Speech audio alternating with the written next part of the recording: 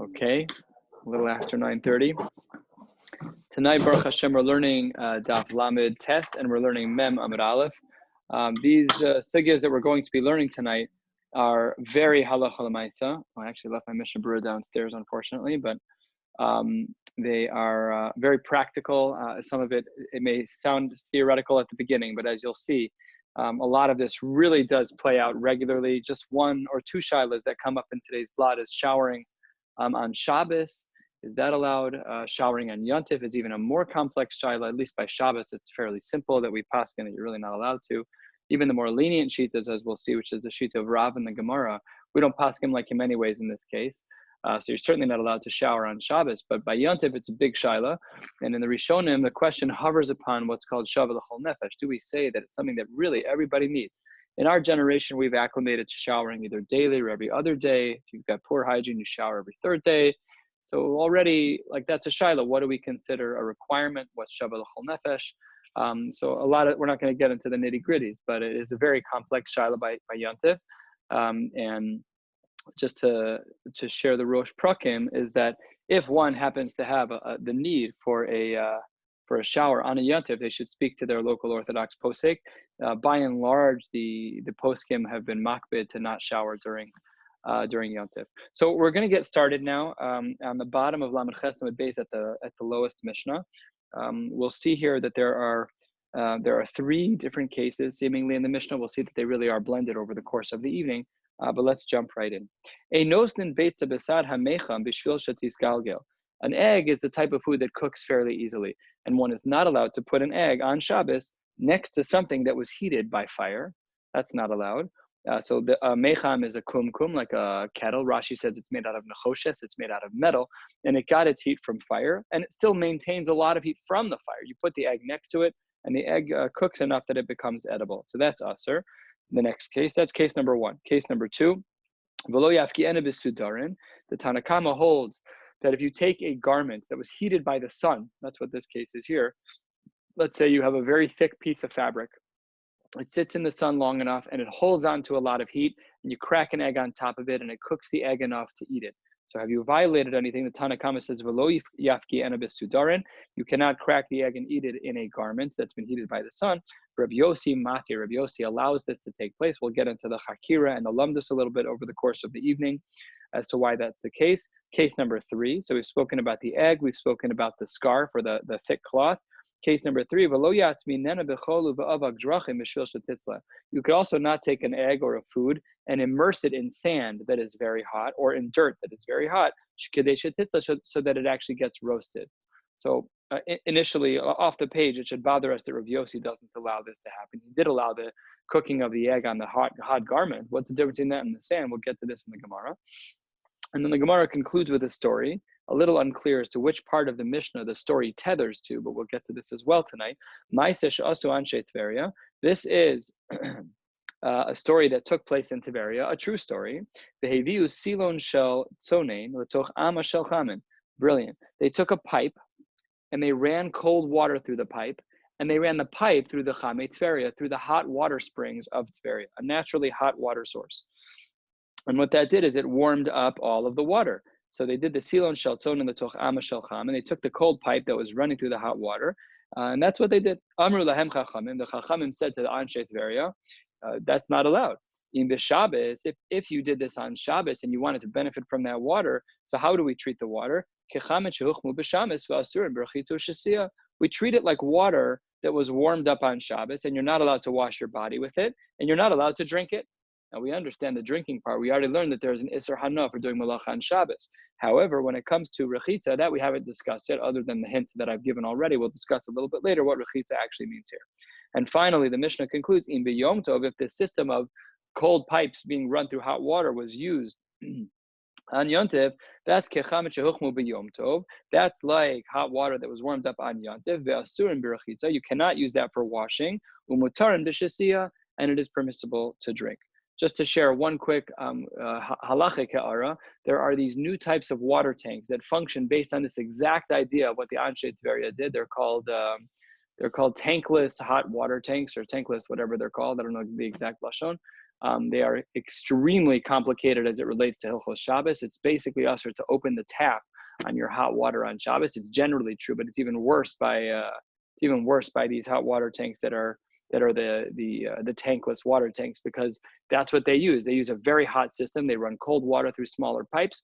That is exactly this. And l'chora, running your hot water under such circumstances could violate an Isser D'Oraisa bishul in your water tank downstairs, because it's a closed system. So when you draw water out of the hot line, it instantly refills with more cold water that's now in the hot lines. Very, very complex halacha l'maisa. And in general, that's true that one should be very careful not to use their hot water on Shabbos. It may be no different than scrambling eggs in a pot. It is halachically very, very challenging to use hot water on Shabbos, unless, of course, you turn off the water, turn off the heat or in some way before Shabbos. Otherwise, we should be extremely makbid not to use hot water on Shabbos. Serious halachic implications. Let's jump into the Gemara. Gil Gil Mai. What if in fact you did cook the egg next to that hot water urn? What would the din be? Amar of Yosef, he's not holding any punches at all. Gil Gil Chayav Chatas. That's an Isser D'Oraisa bishul on the highest level. Up until now, we've been talking about Shehiyah and Chazara, and okay, all that's D'Rabbanan. By and large, everything we spoke about was D'Rabbanan. But when it comes to cooking an egg, using that hot pot, so that's an Isser D'Oraisa. You're Chayav Chatas. We've already learned this elsewhere. Let's see where else we've learned this. Turning to the top of Maseches Aleph, Kol sheba bechamin milifnei Shabbos shorin oso bechamin b'Shabbos. This is not yet our relevant halacha, but this brisa quotes. This is found at the end of the Masechta and Kuf Mem Hey. This brisa quotes anything that was put in hot water before Shabbos can continue to be in hot water on Shabbos. B'chol shelo ba bechamin milifnei Shabbos. Anything that wasn't in hot water before Shabbos. You're allowed to rinse it off in hot water on Shabbos. Chutz min hamaliach yashan, the kulyas ha'ispanin, except for these two types of food, of which eggs will be included in this category. Maliach ha'yashan is very old fish. It's kept in salt. It's basically a sardine type of food that can last a very long time. The kulyas ha'ispanin, this was a specific type of fish, a mackerel that was so easy to cook, shahada chasan zohi gemar malachtan, that when you rinse it off in hot water, so then that is considered to be its gemar malacha. That's when it's considered to be cooked, and the egg is the same thing, that it cooks so easily. Shma mina. So we've already learned this din of the egg that would be megalgel. If you cook it next to the hot pot, you cook it next to that hot kumkum, so then that would be the Isser D'Oraisa bishul. Same is true here. We've learned it from two sources now. Says the Gemara, V'lo yafki ena b'sudarin, and we spoke about this case in the Mishnah where there's a garment that was heated by the sun, and then the Tanna Kama held that you cannot crack an egg and cook it in there. However, Rabbi Yossi was matir. Now let's see what the Gemara says. Hold on one second, says the Gemara. We have a very similar case. We have another Mishnah. What does that Mishnah say? One is allowed to take food and put it in a pit, so that it's protected. You can take good water and immerse it in its container in bad water, so that it gets cold. And now here's where we come in. You can take cold to put it in hot water. So says the Gemara, we see here in this Mishnah that's quoted in our Gemara, and this Mishnah is later in Daf Kuf Mem Vav, we see here that you can take cold and immerse it in hot. Who does that sound like? That sounds like Rabbi Yossi in our Mishnah. Says the Gemara, Lema Rabbi Yossi he below Rabbanon. Maybe this Mishnah on Kuf Mem Vav is following the Shita of Rabbi Yossi in that you're allowed to immerse cold and hot. Sounds like what he said, that you're allowed to put the egg on top of this warm cloth. Now, before we continue, I'm going to share the answer with you shortly, but just to give a frame, there are various types of cooking that we are discussing. One is getting something cooked directly from the sun. Is that allowed? Yes, no, maybe. One is cooking in something that was heated by the sun, so it's indirect. I can hold something in my bare hands and see if the sun can cook it. Is that mutter? Then there's the garment that we discussed in our Mishnah. Is that mutter? Then there is something that's heated by fire. So cooking in fire is for sure bishul. What about something that was heated by fire? Can I then cook in that? So we're talking about a variety of different forms of cooking. And this answer of Rav Nachman is really going to kick off a very important dialogue for us in the Gemara that is also halacha l'maisa. So that was a Gemara's question. We see a Mishnah that seems to be that you can immerse cold and hot. Maybe that's like Rabbi Yossi and not the Rabbanan, just like our Mishnah. Says the Gemara, Amar Rav Nachman, you've got it all backwards. Bechama. Everyone agrees that in direct sunlight, everyone agrees that it's permissible to cook in direct sunlight, no problem. Take your plate, hold it up against the sky, no problem at all. Totally mutter. Bitoldos or cooking in something that was warmed by fire, let's say a frying pan, you warm it on the fire, then you take it off and you crack an egg in it. It's pashut bishul, that's for sure. Everyone agrees, bitoldos or kule amalo pligi de osir. Everyone agrees that that's forbidden. Ki pligi, when is there a machlokes? And I'll add in the language here, when is it that our Mishnah has a machlokes between the Tanakama and Rabbi Yossi about this piece of cloth that was heated by the sun? Bitoldos hachama. If something is warmed up by the sun, do we say that that's problematic or not? Now, on the face of it, the question is very strange because we have no problem with cooking directly in the sun. So why would we assume that it's a problem to cook in something that's warmed by the sun? It's a secondary to the sun. It's a sheni. Why would we assume that it's a problem? So the answer is the Gemara as follows. This is our machlokes in our Mishnah, and I'll just give the language of our Mishnah. Are we allowed to cook in a garment that's warmed by the sun? Mar savar gazrinan toldos hachama atu toldos haor. One holds, this is the Tanakama of our Mishnah, that we are concerned about a person cooking in toldos hachama, namely the scarf or the garment in our Mishnah. I'm concerned about that, said the Rabbanan, because it's a secondary. We don't know how it got warm. Maybe it got warm from the heat. We have no idea. Maybe it got warm from the sun. Maybe it got warm from a fire. So says the Tanakama, the Rabbanan, no way. We have a gzeira of toldos hachama atu toldos haor. Because it's unclear to us how this garment got hot, therefore I'm concerned that one may make a mistake and use something that got heated directly by a fire, and that would be an isser d'oraisa. So therefore, even by toldos hachama, which theoretically should be motor, we have an isser d'Rabbanan to use something that's from the toldos hachama because it's easily confused with toldos haor. Umar savar lo gazrinan, and Rabbi Yossi said that's not our concern. Our concern is only about chama versus toldos haor, and there's no actual concern about cooking in something that's heated by the sun, and therefore he allowed the cooking of an egg inside a garment that was heated by the sun. That brings us to the two dots, a little bit less than halfway down on Lamed Tes Amud Aleph. Let's continue. This is now the next case of our Mishnah. We spoke about the egg, we spoke about the garment that's hot. Third case was the sand. V'lo yat minena b'chol. That we're not allowed, says the Tanakama in our Mishnah, and with no dissenting opinions, we're not allowed to immerse something in sand to cook. Asks the Gemara, v'liflog nami Rabbi Yossi b'ha. Where's Rabbi Yossi? What did we just say about Rabbi Yossi? Rabbi Yossi was matir to cook something that was warmed by the sun. That was the whole case of the scarf. It's mutter to cook. Where do you think the sand was warmed up from? It's from the sun. So the Gemara is extremely bothered. If you're saying in case number 2 in our Mishnah with the scarf that's warmed by the sun, that it's mutter, says Rabbi Yossi, to cook in that scarf, so why is the sand any different? It should be exactly the same. That something that's toldos hachama is mutter for bishul. So here the Gemara has a machlokes amoraim, Rabbi versus Rabbi Yosef. Just to keep the names clear, Rabbi Yossi is the Tana of our Mishnah who allowed for cooking in toldas chama, and Rabbi Yosef is an Amora who's trying to give pshat in Rabbi Yossi. So let's try to keep the names straight. Here we go.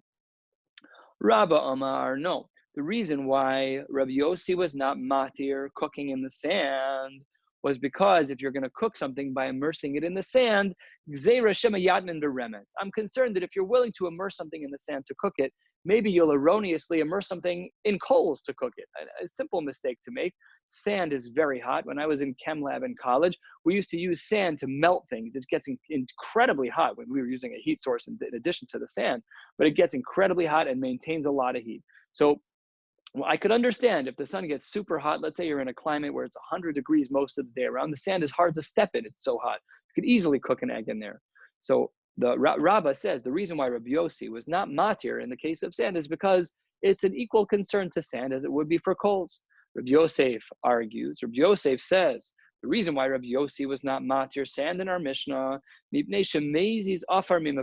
wasn't a secondary concern about bishul. This was a primary concern about sand, which is that you have to dig. If you want to warm your stuff up, you got to have a hole in the ground that's large enough. So Rabbi Yosef says, again, let's keep the name straight. Rabbi Yosef the Amora gives pshat, and Rabbi Yossi the Tana, that the reason why Rabbi Yossi was not matir immersing a food into sand, even though it's toledas chama, even though it's only heated by the sun, and he was matir that in case number 2 in the Mishnah with the warm clothes. Here he would not allow it, says Rabbi Yosef, because it's digging. My beinayu, what's the difference between Rabba and Rabbi Yosef? The answer about our concern about remetz, which is coals, and our concern about digging. My beinayu, ika beinayu afar tichoach. If you have extremely soft dirt, extremely soft, you know that there's no digging to be done. You put it there. It's a kid's sandbox. There's no dirt in there. So is that mutter? According to Rabbi, it's still usher because putting it in sand is too similar to coals. And according to Rabbi Yosef, it would be, according to Rabbi, it would be usher because it's similar to coals. And according to Rabbi Yosef, it would be mutter because his concern about digging is not present. We know that there's nothing wrong with the sand here. Meisive asks the Gemara a question on this machlokes Rabbi Rav Yosef. Rab Shimon ben Gamliel Omer, Megalgal and Beta al Gabe Gag. Let's say that you have a roof and the rooftop is made out of metal and you live in a climate where the sun beats down all day, no clouds, boiling hot. You could easily scramble an egg on a rooftop made out of metal, easily. And it's mutter. Rab Shimon ben Gamliel Omer, Megalgal and Beta al Gabe Gag Roseach. You're allowed to cook an egg on top of a Gag Roseach. What's the lumdus? Because it's Todos Chama. Totally mutter. Only the sun heated it. There's no fire here that's warming up the metal. It's the sun. Totally fine. That's all Rabbi Yossi land. That's Rabbi Yossi in our Mishnah, that who maters told us Chama. Now, this second part of the Mishnah of Rabbi Shimon ben Gamliel is not applicable to us. We'll, of course, learn it, but it's not applicable to our case. The Ein Megalgal and Beitza al Gabe Sid Roteach. One is Roseach. One is not allowed to cook an egg against a lime that was just solidified, that was just cooked in fire because it's a derivative of fire. Bishlam Alamanda Amar. I understand the Shita of Rabba, the Amar Gzera Shema Yadmin Beremetz. He says Gzer Shema Yadmin Beremetz in sand. So he says Rabbi Yossi would not be matir because there's sand. But on the roof, there's no sand on a roof. So there, Rabba would say it's totally mutter on the roof because there's no sand. Leika lemigzar. There's no reason to make a Gzera. And seemingly, Rabbi Shimon ben Gamliel and Rabbi Yossi would be in line that it's mutter. Rabba's concern is out the window because there's no sand. Maybe we should have argued that according to Rabbi Yosef, there may not be sand, but sometimes there's dirt on a roof. Sometimes it just collects over time. So says the Gemara, that's not a concern either. Stam gag les be afar. The average roof does not have. We're not talking about a planted garden on a rooftop that's growing grass. Of course not. We're talking about a regular rooftop. Back in the day, they were not planting gardens on the roof. It was not a green building that was making more oxygen by planting things. Regular rooftop, and therefore this answer does not really help us to find out who's right between Rabba and Rabbi Yosef. Now let's bring a raya. Let's try to figure out pshat in our machlokes Rabba and Rabbi Yosef from our own Mishnah. Tashma. What did we learn in our Mishnah? We learned our case. And our Mishnah says that the Anshe Tveria made a very clever system. They took cold pipes and ran it through hot water so that they could have hot water to use. This v'chule is very important, and the Rabbanan were opposed. Okay. According to Rabba, who said that the case of sand was problematic because you're immersing it in the sand, and maybe you'll immerse it in the coal. Well, what about the Anshe Tveria? They're immersing cold water into hot water. It says the Gemara, that I understand. Our immersing of the cold water into the hot water is very similar to immersing it into sand, and therefore Rabba's Gzera would still apply. However, but according to Rabbi Yosef, who gives Shat and Rabbi Yossi in our Mishnah, that the reason why he was not matir in sand was because of dirt, but then the case of Anshe Tveria, Rabbi Yossi should have been matir according to Rabbi Yosef, because there's no dirt, it's just water. There's no digging to be concerned about in the water.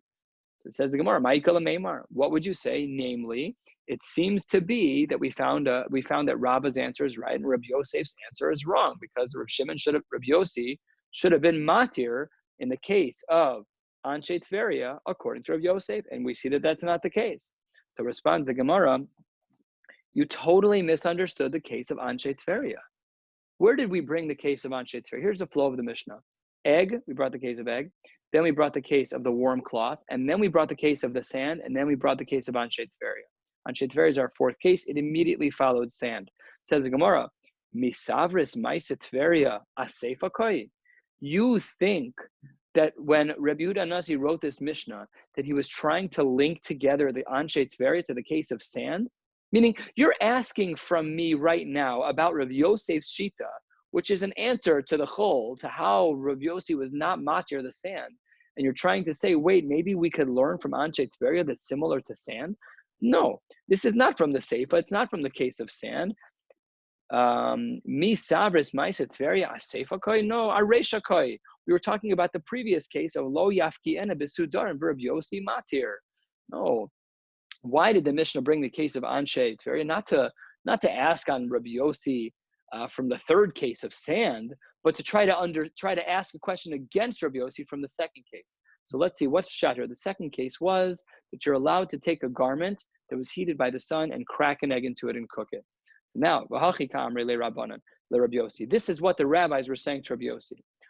Listen, Rabbi Yossi, here's what I got to tell you, say the Rabbanan. Maisa de Anshe Tveria, the story of Anshe Tveria, the Toldos Chamahu. It's all Toldos Chama. How do you think the spring is getting hot? The spring got hot from the sun, right? The Asre Luhu Rabbanan. So Rabbi Yossi, I don't understand. If you hold that Toldos Chama is mutter, your case, Rabbi, here's the flow. Rabbi Yossi just said it's mutter by Toldos Chama by the hot garment. Then the Gemara, the Mishnah adds in Maisa Anshe, the Maisa of Anshe Tveria, and the Gemara says, wait a minute, Rabbi Yossi, you were just matir by the Afkiana Besudar, and you were matir that case, that's Toldos Chama, but so's Anshe Tveria, and there the Rabbanan said that it's completely usher. How do you have it both ways? Either Toldos Chama is mutter, or Toldos Chama is not mutter. If it's mutter, then yes, you said it already by the Sudarin. You should also say by Anshe Tveria. Why did you not say by Anshe Tveria? Answers the Gemara with a wild answer. Amar Lahu, Rabbi Yossi says, you think that the Chame Tveria, that these waters in Tveria are warmed by the sun? Hahu told us, or that's lit by fire. It's warmed by fire. Everyone agrees. We saw from Rav Nachman earlier today. Everyone agrees that something that's heated by fire is usher to cook in. Everyone agrees. Where does it get heated from? Answers the Gemara, the Chalfei Pischa de Gehenim.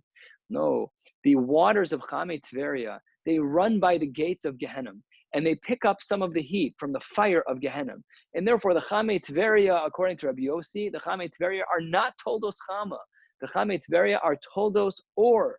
And therefore, Rabbi Yossi is not mater. Yes, of course, Rabbi Yossi L'shitaso is going to agree that Toldos Chama is mutter, but he will not agree that Toldos or is mutter. And that's what's happening in our case. That's what the case of Chame Tveria is. Chame Tveria is lit by the fires of Gehenim.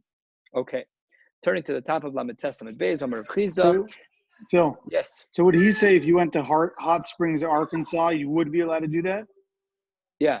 L'shitaso, he would say if you have a regular hot spring, not the Chame Tveria, but a regular hot spring, that's Toldos Chama, and you would have to say mutter.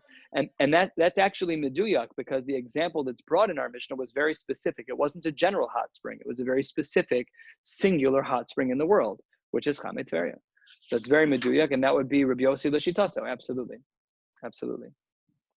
So Rav Chizda makes a diuk from this case. Rav Chizda says, I see that the Rabbanon were oser running these pipes through the Chame Tveria on Erev Shabbos. Check this out. Amar Rav Chizda, Mimaise she'asu anshe Tveria, ve'asri luhu Rabbanon. From the story, from the way that we look at the structure of Anshe Tveria, they ran cold pipes through hot water. Ve'asri luhu Rabbanon, and the rabbis forbade it to happen. What do we see here? Butla, we have now nullified the opportunity of Hadmana b'davar hamosif hevel, of insulating something with something that provides extra heat. Ve'afilu mi be'odio. This is one of the Mari Makomos. We learn that the Isser Derabanan of being matmin, of insulating something on Friday before Shabbos, in something that itself is hot, that is Usser. Where do we learn it from, says the Gemara? Maise Anshe Tveria. That's crazy. That we learn the Isser Derabanan, that the whole world, Kola Olam Kula, we're not allowed to do Atmana Be'erev Shabbos, B'davar Hamosif Hevel, Afilim Be'od Yom. We learn it from here. Take a look at the top Tosfos. Tosfos is very, very bothered by this. He has a whole long Torah here, but we're just going to look at the first answer.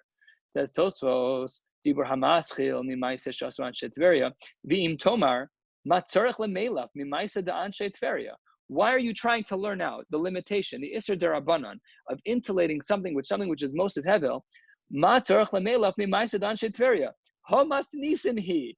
It is a Mishnah that we will see in 7 blot from now, to Ein Tomnim B'davar Hamosiv Hevel. We know that it's talking about during the day. As we already learned, we know already that there's an Isser Derabanan of Hatmana, even with something which doesn't add heat once Shabbos starts. But the Mishnah, I'll just flip over quickly to Mem Zayin. I'll save you the time. Mishnah and Mem Zayin on Abayz is extremely explicit. How do you not do Hatmana? You don't do it in Gefes, which is that greasy stuff. You don't do it in Zevel. You don't do it in Melach. There's a whole list of what you're not allowed to do. What happened? There's one story of Anshe Tveria stronger than the Mishnah. Mem Zayin Abayz. come on, the Tosfos is like incredulous. That's ridiculous. So Tosfos gives a simple answer. Tosfos says 6 lines down in Tosfos, Omer Ri, no, Demas Nisan Lekaman, Ika leukma bebein hashmashos. The Mishnah on Mem Zayin, you're right, it cannot be talking about Mishech HaShecha, but it says Tosfos, maybe Pshat in the Mishnah on Mem Zayin at Beis is that it's talking about Bein Hashmashos. That's when it's usher to do Hatmana, but Davar HaMosiv Hevel. But what about during the day?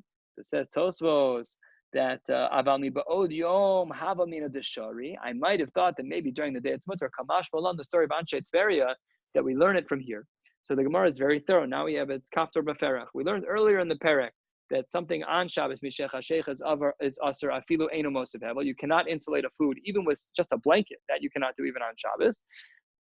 Bein Hashmashos, you're not allowed to add something which is Mosiv Hevel that we learn from Mishnah and Mem Zayin Amud Beis. It says Tosfos, this story of Anshe Tveria teaches us that Miba'od Yom, that during the day Mamish, that's only learned out from this case here on Daf Lamed Tes Amud Beis, the story of Anshe Tveria.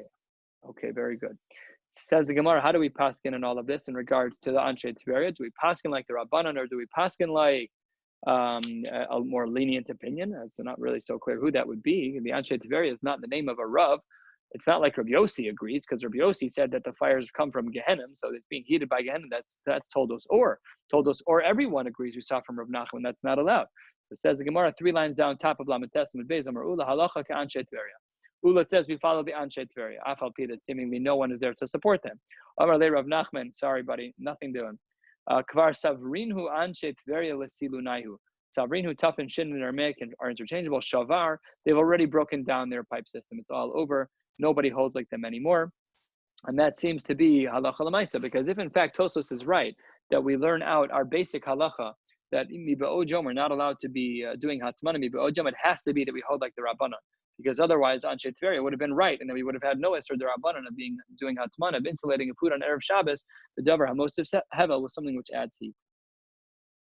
All right, let's get into the sugya now of showering. Lamed Tes Amud Beis, 5 lines down at the 2 dots. Maseches asu Anshe Tveria, and the Rabbanan said there that if it's on Shabbos, then the water, it's as if it was heated on Shabbos. You're not allowed to do rechitza either. You're not allowed to do rechitza, and you're also not allowed to drink the food.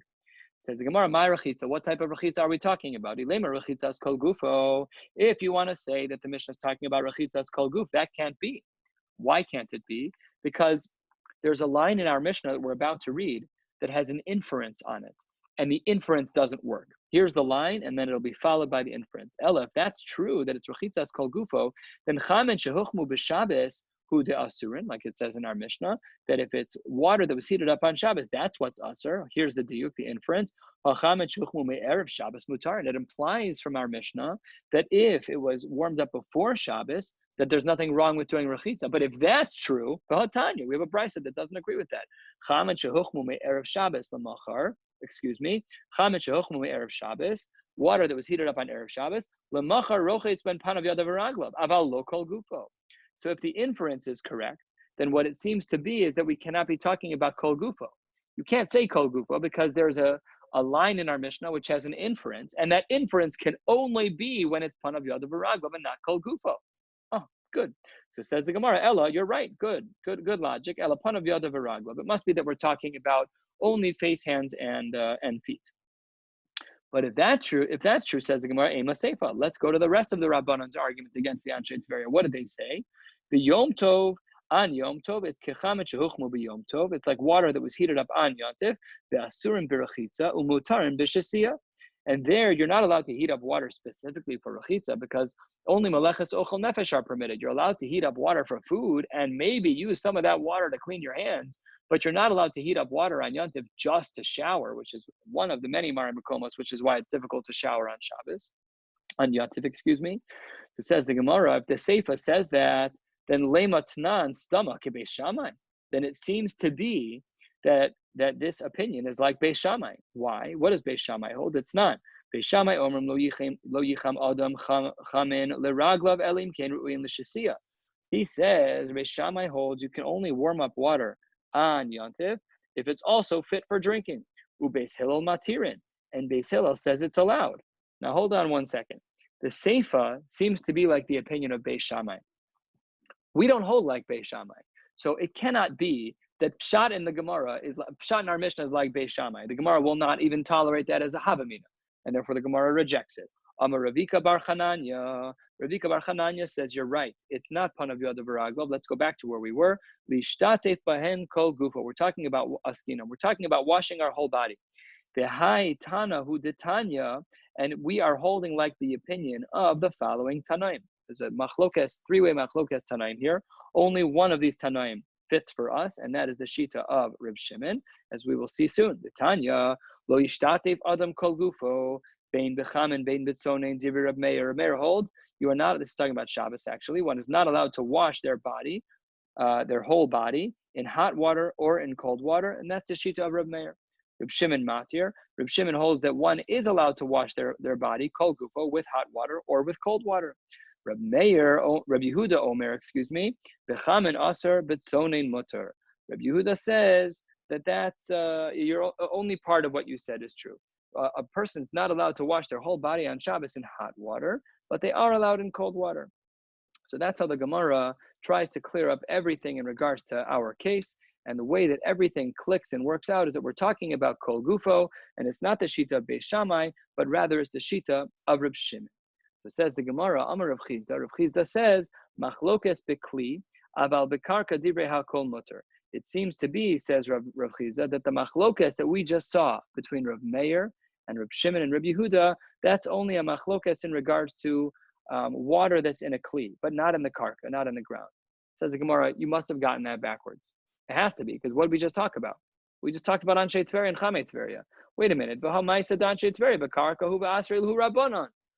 Tveria did not agree with the Rabbanon, so you must have gotten it backwards. It must be that the statement of Rav Chizda that the machlokes is only under certain circumstances is like this.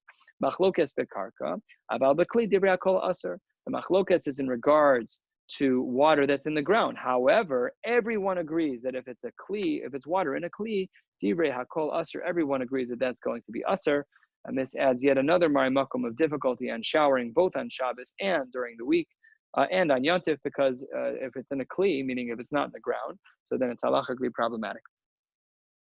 Amar Rabbi bar Chana, Amar Rabbi Yochanan, halacha krev Yehuda. Wow, okay, so Rabbi bar Chana says that he heard from his Rabbi, from Rabbi Yochanan, that the halacha is like Rabbi Yehuda. Amar le Rav Yosef. Rav Yosef says to Rabbi bar Chana, wait 1 second, I need to question your source. You said you heard it from Rabbi Yochanan. Did you hear it from Rabbi Yochanan explicitly? Like, did you hear him say, or did you hear Rabbi Yochanan say to you, Rabbi bar Chana, that the halacha is like Rabbi Yehuda? Or did you infer it from somewhere? Where might they have inferred it from? My klala. Where might it have he inferred? Where might Rabbi bar Chana have inferred that the halacha is like Rabbi Yehuda from Rabbi Yochanan? The Amar of Tanchan, Amar of Yochanan, Amar of Yanai. Our Gemara says Amar Rav. That is a historical impossibility. Just look at the generations. Rav Yochanan heard it from Rav Yanai, who was the generation prior to Rav Yochanan, and also the generation prior to Rav. It cannot be that after Rav Yanai was Rav. In fact, Rav learned from Yanai. Rav is in the same generation as Rav Yochanan. So it has to actually be, as the Gemara amends it here in the Gilyon, as Rebbe. So the appropriate reading is Rav Tanchum, heard from Rebbe, so third generation from second/first generation, heard from Rav Yanai, who heard from Rebbe himself. Kol makom asher tamotze shnayim chalukin ve'echad machriya halacha k'divrei machriya. When you have a Mishnah, like we just saw in our Brisa, one says it's completely asur to shower, one says it's completely mutter to shower, and then Rabbi Yehuda came along and said, wait, I'll be machriya. When it's hot, it's asur. When it's cold, it's mutter. When that's the format of your machlokas, clearly A, clearly B, and then the third shita says a piece of A and a piece of B are both right. So that third opinion is called the machriya. So if that's true, let's read this again. Kol makom she'atamotze shnayim chalukin ve'echad machriya halacha k'divrei machriya. It seems to be that Rabbi Yochanan holds like that opinion of Rabbi Yehuda, because Rabbi Yehuda in our brisa was the machriya.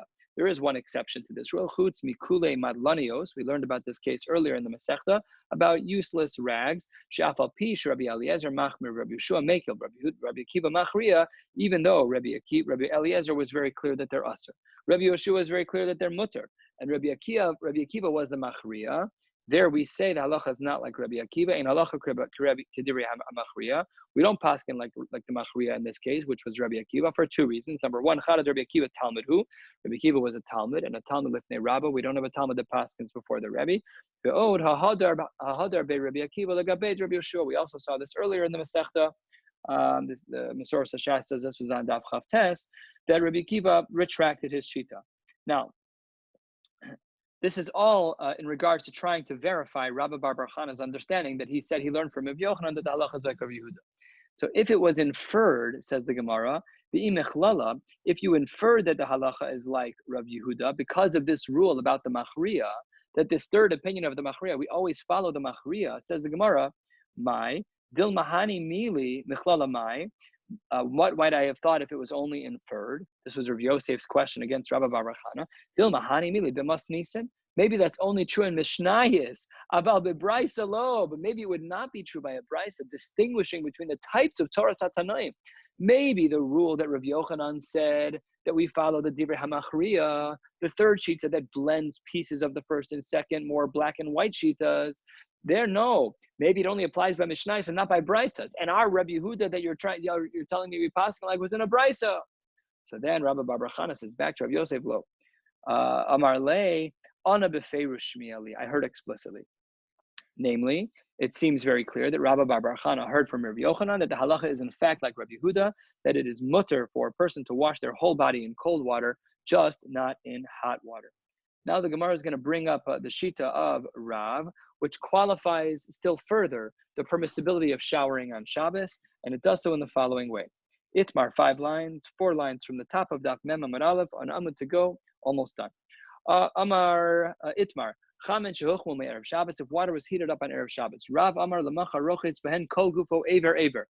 One is allowed to wash their entire body with that water, which was warm the day prior, one limit at a time. Whole body, just one limit at a time. Not the whole body. He holds that's usher still. That qualifies Rabbi. If in fact we paskin like Rabbi Yehuda that we just saw, which implies that it's kol gufo, Rav now limits that to only aver aver. You put one arm in at a time, one leg in at a time, and just one at a time. You can get your whole body, just not at one time. Shmuel Amar, no. Lo hitir lirchotz el panav yadav v'raglav. Period. We're not even discussing it. It's not aver aver. You get to wash hands, feet, and face, and that's it. Meisive, the Gemara asks a question against one of these two shitas. Chamin shehuchmu me'erev Shabbos lemachar. What about that water that was warmed up on Erev Shabbos? What are you allowed to wash? Rochetz bahen panav yadav v'raglav about lokal gufo to yufta de Rav. Rav just said you're allowed to do aver aver and it'll get your whole body. What does this brisa say? This brisa says no, only hands and feet, and explicitly states lokal gufo. Tiyufta de Rav. What's Rav going to say back to that? Amar lecha Rav. Rav would have answered, no, you're right. Lokal gufo bevasachas. That brisa doesn't bother me, says Rav. It just means you can't walk under the shower at one time. However, ela aver aver, no problem. That's perfect. It's perfectly fine as long as you do one limit at a time. So the Gemara says back, and what are you talking about? It says, not only does it say you can't do your whole body, but it also says you have to do only your face, hands, and feet. You have no latitude, Rav. Says the Gemara, that those are just examples. You put your right hand in, get your face a little bit, your feet, totally fine. So Rav gives a difficult shot in this brisa. Gemara tries again. Toshma, lo hitir lirchotz bechamen shehuchmu me'erev Shabbos el panav yadav v'raglav. Again, anacha brisa, the same exact language.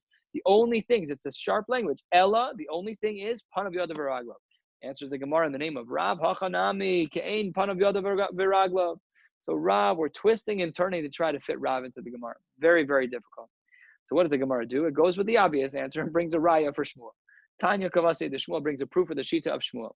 Chamen shehuchmu me'erev Shabbos l'macha rochetz ben panav yadav v'raglav abalo kol gufo aver aver. Wow, this is extremely explicit. This brisa has no room for Rav because it takes Rav's exact language of aver aver and weaves it into the side of the brisa that's usher. Let's translate. The brisa says, water that's heated on Erev Shabbos. On the next day, you can wash your face, your hands, and your legs. However, you are not allowed to wash your body aver aver. So Rav is knocked out. Certainly, if it's done on Yom Tov, you're not allowed to heat up water specifically for washing on Yom Tov. So therefore, for sure, that's going to be usher. Okay. Halacha l'maisa, we do paskin like Shmuel in this case, that one is not allowed to wash their body aver if it leads to kol gufo.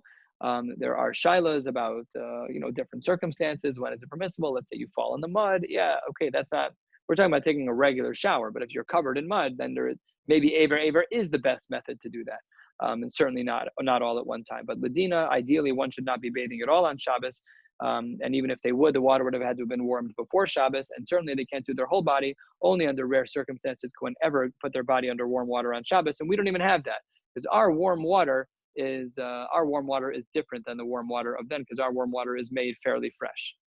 Someone just asking a question: why didn't the Gemara bring the proof to Shmuel first versus the weak attacks on Rav? Great question. That's a methodology question. It's a methodology. I wonder if Tosfos asked that question.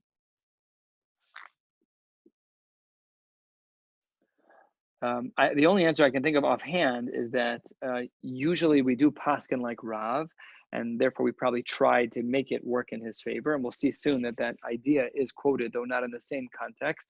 Off the cuff, without having done research on the question, I think the reason is because we typically do try to hold like Rav when it comes to Dinin, and we hold like Shmuel in regards to other areas. I would imagine that's the reason, and they are extremely weak arguments, especially considering we had the brisa by Shmuel. We knew what the Gemara was going to conclude. In fact, the Gemara is now going to bring another sampling of Rav, as we'll see in the name of Rabba. Rabba masne lalahashmaisa de Rav v'hailishna. Rabba quotes a similar line of reasoning that Rav tried to teach in the following way. Chametz shehuchmu me'erev Shabbos l'machar. Again, sorry, wrong comma. Chametz shehuchmu me'erev Shabbos. Water is heated on erev Shabbos l'machar. Amar Rav rochetz ben kol gufo. A different iteration of Rav, where he says you can wash your whole body as long as you leave out one limb. Then it's mutter. Esive kolhani tiyuvta, and then the Gemara brought all of these rejections to Yuvta, and it rejected Rav. Okay, fine. It says the Gemara, Amalei Rav Yosef le'Abaye. Rav Yosef says to Abaye, these three Amoraim we're talking about all lived in the fourth generation of the Amoraim, and that is Rav Yosef, Abaye, and Rabba. They were all contemporaries. So Rav Yosef says to Abaye, Rabba, Mika Avid Kishmai Sederab. Do we know if Rabba held like Rav? Omar Le, Abaye said to Rav Yosef, Lo Yadana, I have no idea. Says the Gemara, well, what are you talking about? Mighty Bailach, Pshita de lo Avi, Tosav. Everything was rejected by Rav. Of course, Rabba didn't hold like. How could you hold like Rav? Everything was blown out of the water. It says the Gemara, Dilma lo Shmiele. Maybe Rabba never heard the rejections up until this point. Says the Gemara. Well, then, if that's the case, if he never heard the arguments, lo Shmiele vadai Avid. Of course, he held like Rav. Why? Tomar Abaye kol mile demar Avid kirav. We always hold like Rav, and this goes to the question asked earlier that I was being merames to, that we always hold like Rav. Maybe that's why the Gemara went out of its way. We always hold like Rav, bar mehane tlas, except for three exceptions, which we spent time learning about a number of Bladago and Perek Bamim Malikin, David Kishmuel, except for three samples where we do hold like Shmuel, Matilin, missing a word, Matilin tzitzis mi beged lebeged. You can move tzitzis from one garment to another. Umalikim miner lener. You can light one candle to another. The halacha Reb Shimon ben Gerira, and that we learned about dragging a bench, that we follow like Reb Shimon, that was talking about the isser of davar sheni, about the case of davar sheni miskabin. We talk a pasuk in this way, the dina. A person is allowed to do an act that won't necessarily lead to an isser d'oraisa. It won't necessarily. It's not a psik reishe. It's not a definite result, and it's not your intention. I'm dragging a bench to move it across the lawn. It's just heavy. If I'm not sure that it's going to create a ditch, then I'm allowed to drag it. If I start dragging and I see that it makes a ditch, I have to stop. So we paskin like Shmuel in that case, also that he also holds like Reb Shimon, but in general we hold like Rav. So the Gemara says if Rabbah didn't hear the rejections of Rav, of course he's going to hold like Rav. Answers the Gemara, no. There's a reason why Rav Yosef was asking Abai about Rabbah, and here's the reason. Kechumre de Rav Avid, kekule de Rav lo Avid. You're right that certainly when it came to the chumras of Rav, Rabbah always held like Rav. However, when it came to the leniencies, when it came to being lenient, maybe he didn't hold like Rav. In this case, our case of showering Aver was a leniency. Or in Rabbah's formulation of leaving over one Aver unshowered, that would be the leniency. So maybe Rabbah didn't hold of Rav in the leniencies, and that's why Rabbi Yosef even asked the question. Last case of the evening, which will take us toward the bottom of the page. Tanu Rabbanan, the rabbis taught us the following case.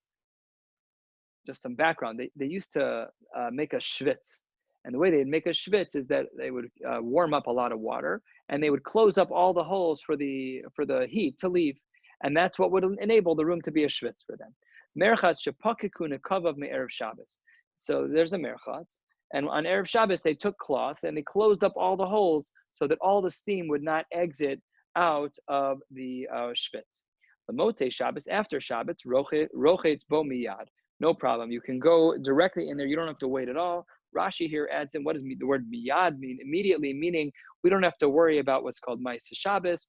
Maseches Shabbos, or what's called Bichdei Sheyasu, similar language, that if someone did malacha on Shabbos, we're not allowed to benefit from that malacha on Shabbos. And even when Shabbos ends, as long as it would have taken to do that malacha, that's how long we have to wait to benefit from that malacha. Fine. None of that applies here because it was all done Erev Shabbos. Pakiku nekavav me'erev Yom Tov. What if they closed off all of the holes on Erev Yom Tov? Then lemachar, then even on Yom Tov, nichnasu mazia. Then you're allowed to go into the schwitz even on Yom Tov. V'yotzei u'mishtate bebeis chitzon. And after the schwitz, the Chachamim didn't want you to rinse off in the main room because they were concerned that people would think that you actually were rochetz on Shabbos. They required that you do it in the outside room. Okay, fine. The Yotzi Mishtate, if you go to the Beis HaChitzon, to the outer room, and that's where you're going to rinse off after the Shvit. Amar Rabbi Huda, here's a Maisa Shahaya, real story. Maisa b'merchatz shel b'nei Brak, just finished reading this in the Haggadah. Shepakiku nekavav me'erev Yom Tov. In B'nei Brak, on Erev Yom Tov, they clogged up all the holes and they made a perfect Shvitz. L'machar nichnat Rabbi Elazar ben Azariah v'Rabbi Akiva. And then the next day, these great gedolim, these great gedolei tanoim, Rabbi Elazar ben Azariah, Rabbi Akiva, they went into the schwitz v'heziu bo, and they went and they sat there and they sat in the schwitz. V'yatu, they left that room. V'nishtatu b'beis hachitzon, they followed all the rules, perfectly done. However, el shechamen shelo mechupen b'nesarim, but the hot water, the actual tub that they might have sat, and they wouldn't have because it was usher, but the actual tub was covered in boards. So would this have changed anything?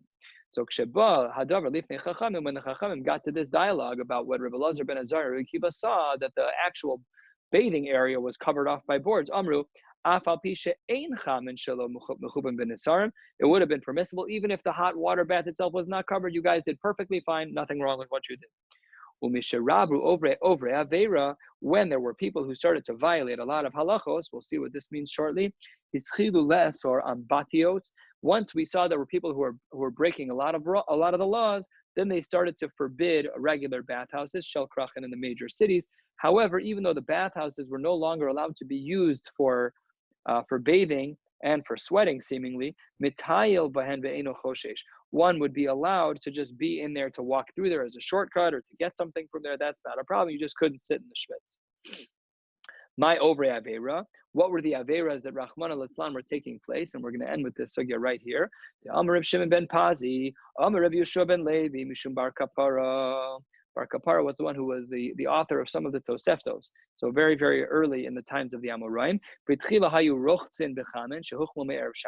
People used to wash themselves in water that was heated on Erev Shabbos. The people who were the mikvah attendants. Balanim were people who were workers in the mikvah. Lehachem b'Shabbos. God forbid, people were warming up water on Shabbos. They were running hot water on Shabbos and boiling it.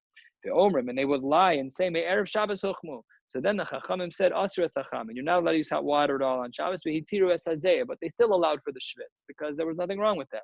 Then ve'adayin hayu rochten b'chamin.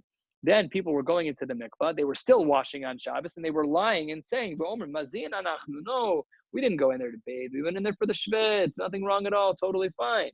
So then the Chachamim said, "Asur lahen es hazeh." Then they closed the shvitz v'yitiru chamei tveria, and then they allowed the chamei tveria. Just interesting to note that they must have thought that the chamei tveria were not like Rabbi Yossi thought, which was that they were heated by Gehenim. Because if they were heated by Gehenim, that's Toldos Or. It must be they held like the Chachamim, that the chamei tveria were heated by the sun. Otherwise, it would be usher to enter the waters. And okay, fine, they were matir chamei tveria like the sheet of the Rabbanan against Rabbi Yossi. The adayin hayu rochsin b'chamei haor. Still, they were lying still. They were heating themselves up. They were bathing in water that was heated by fire. And then they lie. And then the Chachamim got more strict. Asur lahen chamei tveria, v'hitiru lahen es hatonein. Then they said, forget it. You can't even go in Chametz Tver. You guys are avaryanim. You're being mechal Shabbos midoraisa. You're cooking on Shabbos. You're heating water on Shabbos. It's completely usher. So then the Chachamim took away the Chametz Tver and they only allowed cold water. But then, as it is with the Chachamim, they saw that it wasn't working. Just critical language by Rashi here. Rashi here says, She'ein hadavar omeid, 4 lines from the bottom, Rashi says, Shelo hayu tzibor yecholin lekabel, mitoch she'asur lahem es hakol. They took away everything except for cold water. People couldn't withstand it. This was like by Takanos Ezra also. The Chachamim had a threshold by when they saw that their halachos were not being kept, and they retracted. They went back to a place that was safe, that was more measured and balanced, that most people could keep, and then Itiula and Chametz Tver, and then they re-included the Chametz Tver. People could use that, the Zeya b'makomo omedes, and then they still kept the Zeya where it was. What does that mean, where it was? It used to be mutter. So we need Rashi for this. Zeya b'makomo omedes, last word on the page, lit isra. And all of this is halacha l'maisa. We're not allowed to sit in a shvitz on Shabbos or Yontif, totally not okay. We are not allowed to shower on Shabbos. Yontif is more complicated, but in general, we try to avoid it. And with this, we will stop. And I hope you all have a wonderful night. And we have just Shabbos is tomorrow. So our next slot is going to be Motzei Shabbos. I hope it's okay if we still do 9:30. I guess in theory, we could still do 9:45 if you want. But I would prefer to keep 9:30 if possible. If we were able to learn tonight, on the night when we had to clean up from Pesach, we could probably swing Motzei Shabbos. But let me know your thoughts. Have a beautiful night.